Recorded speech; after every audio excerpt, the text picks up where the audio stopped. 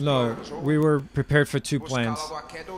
Or take him down right ahead, or fill out the fight. My hands were landing. I could see that he felt it.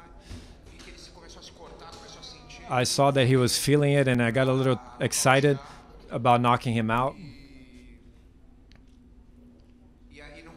And I wasn't able to. I think the excitement and the adrenaline of wanting to knock out kind of drained me. And in the second round, I tried to take down too much, and it was worse. I think that if I continued the same game plan from the first round, I would maybe have done better. I think that first round I was able to land a few hands. I was close to. He felt my hands. It's what I noticed from inside. When he started circling, he felt the jabs and crosses. And then he came back in the second and third, especially in the second when I tried to take him down and I wasn't able to. I got tired. He was also tired, but he was able to recover. Methods. We've been looking for that, for different methods. I had problems taking Woodley down, and we changed a lot of things. But we also have to remember that I fought against two great wrestlers in my last two fights, Woodley and Colby. He's an All-American from Oregon University. And for sure, I fought against three guys from American Top Team in the last three fights. And people start mapping your game plan, and they study, so it gets harder. And I tried to change, but in this fight, I saw a different first round. I was touching him with the jab, and I was able to connect my hands and in the right timing, but there's nothing to say. He was able to turn the game in the second and third round. I'm going to give you the standard answer. I don't know. In reality, I'm not playing. I don't know. I don't even look at the contract. Of course, I look at it, but I don't remember how many fights I have left. My manager told me recently about that, but I didn't even remember. I only have one fight left. My goal is to keep on fighting. It's a very tough sport. MMA is a tough sport.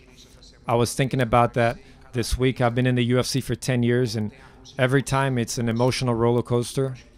It's something that if you've never been in it, you'll never understand.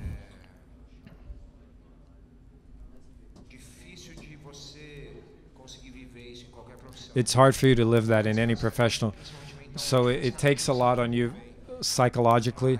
Physically, I feel very well, but I don't know if I'm going to fight another 2 years or something like that.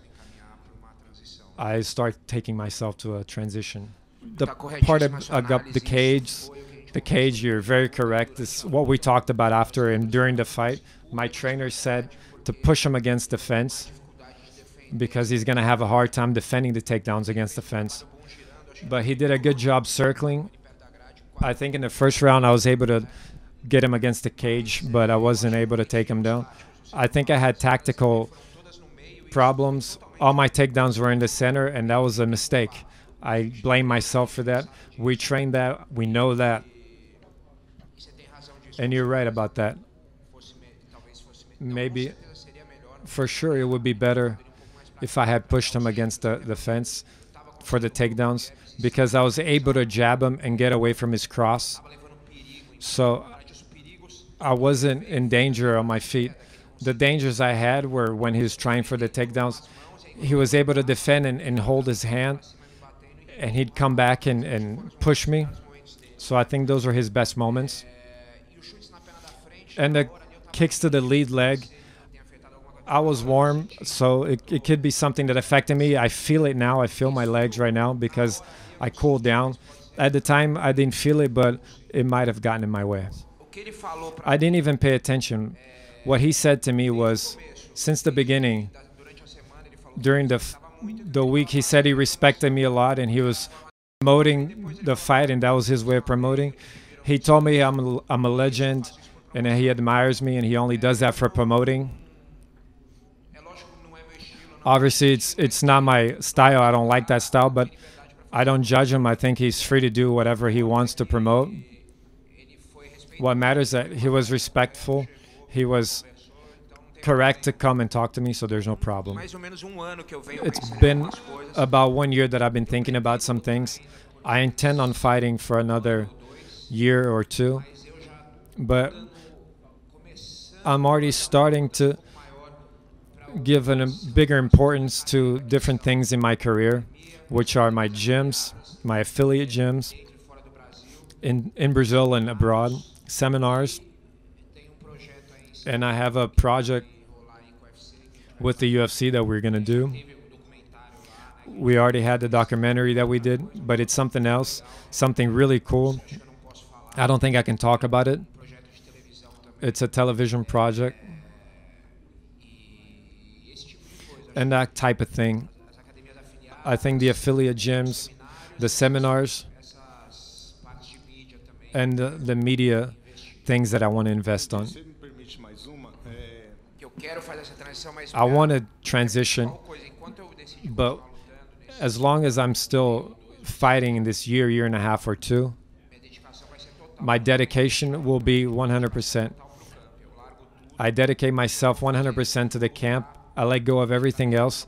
I'm never going to come in to the fight without being fully prepared. It was a war, so there's no way for me to go in there more or less. It's very risky for your physical integrity to go in there not fully committed. And I'm always going to go in there in my best shape, like tonight. He was better than I, but we fought till the end. We were both cut. That's a fight. You can't go in there not fully committed. And when I have a fight coming up, I work a little bit on the other projects, but I try to take care of everything. The loss to Woodley made me want to accept this fight quickly to fight in Sao Paulo. Maybe I should have waited a little bit longer. But even the Woodley fight, when they offered a month before, we didn't know if we would accept it or not because we didn't have much time. But I told my team that, and everyone agreed with me. We talked, and it was an opportunity we might never have again. I'm 39 years old. And if that opportunity passed by, they were going to have somebody fight Woodley anyway, Masvidal or another fighter. It could have changed everything, and I would never have that opportunity again. So I'd rather take the opportunity. I ended up losing that fight, but those are choices we make. We can't predict the future. Thank you, everyone. And I hope to be back. I know a lot of you here tonight. I respect your work a lot.